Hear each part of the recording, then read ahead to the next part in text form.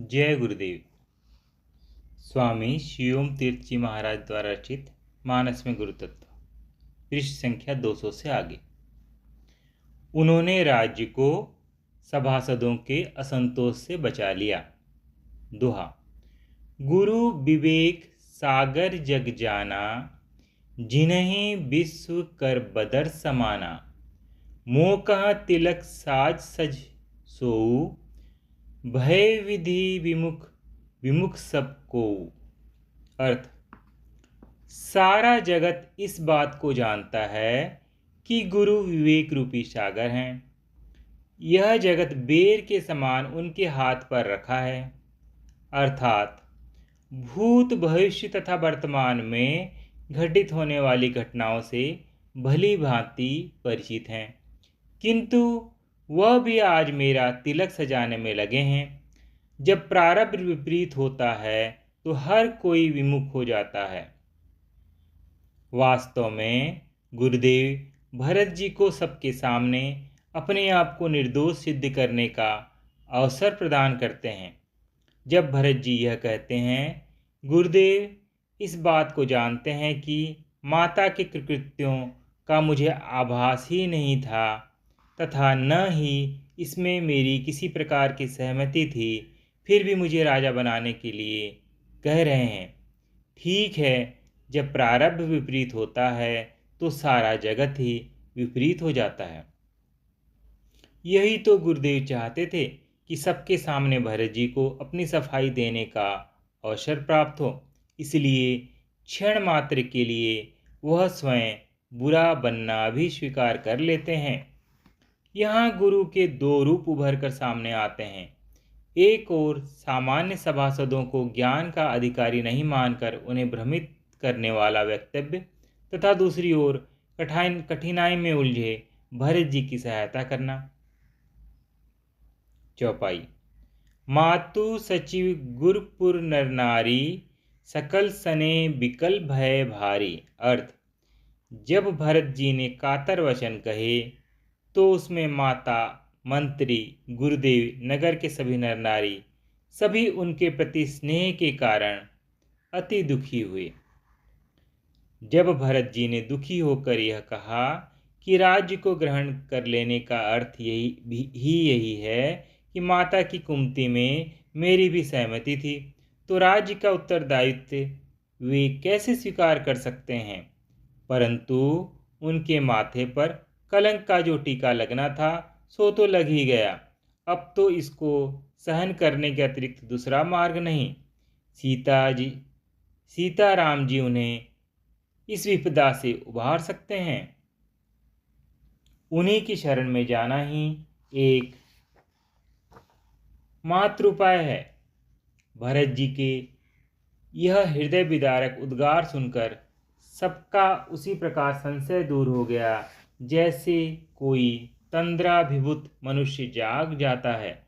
तभी लोग भरत जी के प्रति दयाद्र हो उठे।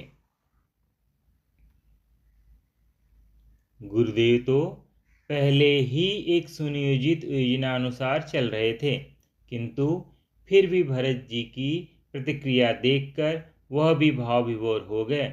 माता, मंत्री तथा नगर के अन्य सभी नर नारी मन में अत्यंत दुखी हुए। इसका मुख्य कारण भरत जी के प्रति बनाई गई अपनी गलत मानसिक धारणा को समझते थे। उसके कारण भरत जी के हृदय पर जो भीषण आघात हुआ, उसने सभी को भरत जी के प्रति स्नेहिल बना दिया।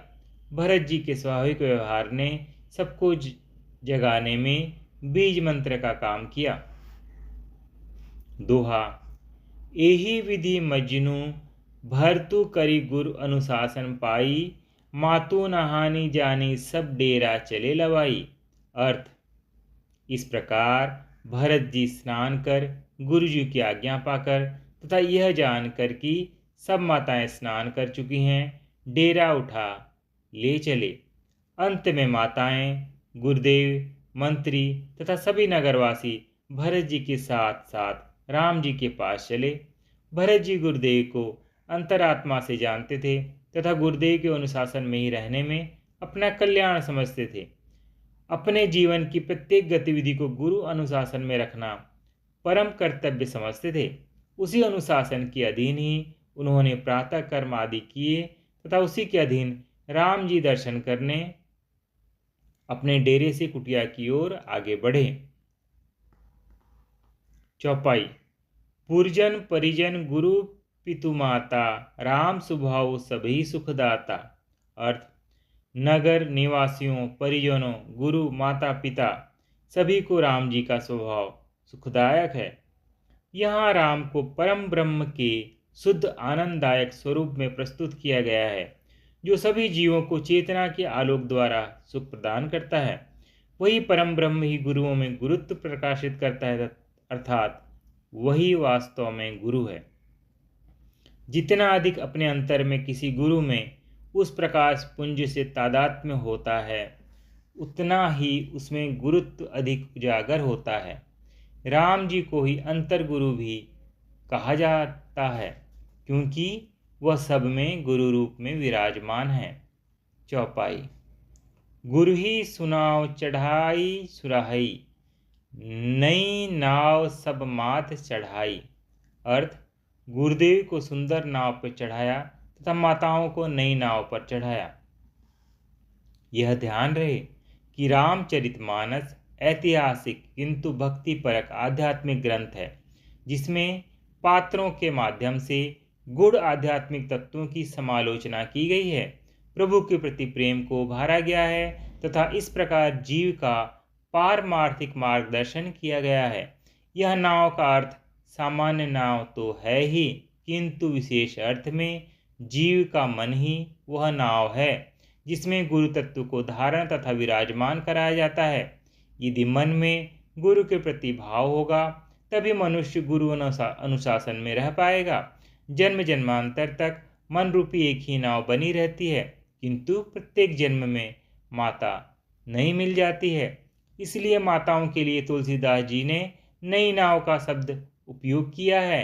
हर शब्द में नई माता के लिए मन का नया भाव होता है, किंतु राम रूपी गुरु तत्व सद्गुणों से सुसज्जित सुंदर नाव पर ही विराजमान होता है। जन्म जन्मांतर तक अंतर में उसका साथ बना रहता है। दोहा। गुरु ही सिर नाई। अर्थ, गुरु जी को सिर नवाकर। सिर अभिमान का द्योतक है। बार बार गुरु चरणों में सिर झुकाने से अभिमान भी झुकता है। मनुष्य का सारा कार्य व्यवहार तथा समस्त विकार अभिमान के कारण ही है। अभिमान के साथ ही यह सब भी गुरु चरणों में चढ़ जाते हैं। यदि गुरुदेव समक्ष उपस्थित न हो तो यह क्रिया मानसिक रूप से की जा सकती है। प्रश्न। कई ऐसे लोग भी देखे गए हैं जो श्रद्धा से गुरु चरणों में प्रणाम करते हैं, फिर भी अभिमान बना रहता है। उत्तर। इसका अर्थ यह है कि वे अभिमान को एक ओर रखकर गुरु चरणों में प्रणाम करते हैं। यह बात भी है कि अभिमान बहुत गहरा बैठा है, क्षीण होते होते ही होगा। हर बार के प्रणाम करने में कुछ शिथिलता आती जाती है, इसमें समय तो लगता ही है। चौपाई। विप्रन्न सहित गवनु गुरु किन्हा। अर्थ, गुरु जी ने विप्रों के सहित गमन किया। विप्र यहाँ ज्ञान, त्याग, सदाचार एवं तपस्या के प्रतीक हैं। यह सभी गुण गुरुदेव के चारों ओर प्रकाशित रहते ही हैं। गुरुदेव जगत में रहते हुए भी तपस्या एवं ज्ञान को धारण किए हुए विराजते हैं। राम जी ने गुरुदेव के इसी लक्षण को प्रकट करने के लिए देह धारण किया था। चौपाई। जानहु रामू कुटिल करी मोही, लोग कहोय गुर साहिब द्रोही। सीता राम चरण रति मोरे, अनुदिन बढ़ऊ अनुग्रह तोरे। अर्थ, स्वयं राम जी भी चाहे मुझे कुटिल समझे, लोग मुझे गुरुद्रोही तथा स्वामी द्रोही कहें, पर सीता राम जी के चरणों में मेरा प्रेम आपकी कृपा से दिन प्रतिदिन बढ़ता ही रहे। भरत जी प्रयागराज जी को प्रणाम करके प्रार्थना करते हैं, हे प्रभु, मुझे जगत के यश अपयश की चिंता नहीं। लोग कुछ भी कहते रहें, लोग कुछ भी कहते ही रहते हैं। जगत को न कोई रहस्य दिखा है, न ही दिखाने की कोई आवश्यकता ही है। हे प्रभु, आपसे यही विनय है कि आपकी कृपा से मेरे हृदय में सीताराम अर्थात गुरु तत्व के प्रति प्रेम तथा समर्पण का भाव बना रहे। सीताराम क्षण मात्र के लिए भी मेरे हृदय से विस्मृत न हो। चौपाई। गुरु अवमान दोष नहीं दूजा। अर्थ, गुरु की अवमानना के करने के समान दूसरा दोष नहीं। भारद्वाज जी भरत जी से कहते हैं कि तुम ऐसे चंद्र के समान हो जिसमें गुरु अवमानना का दोष नहीं है। जिस शिष्य ने अपना अभिमान रूपी सिर गुरु चरणों में अर्पित कर दिया हो, वह गुरु की अवमानना कर भी कैसे सकता है। प्रणाम केवल सिर झुकाकर नहीं, हृदय से होता है। उसी से अभिमान गलित होता है, उसी में गुरु के वास्तविक स्वरूप का प्रकाश होता है तथा उसी से गुरु के आदेश उपदेश के अधीन शिष्य की जीवन विकसित होता है। उसमें अवमानना का दाग कैसे लग सकता है। पृष्ठ संख्या 204 की समाप्ति। जय गुरुदेव।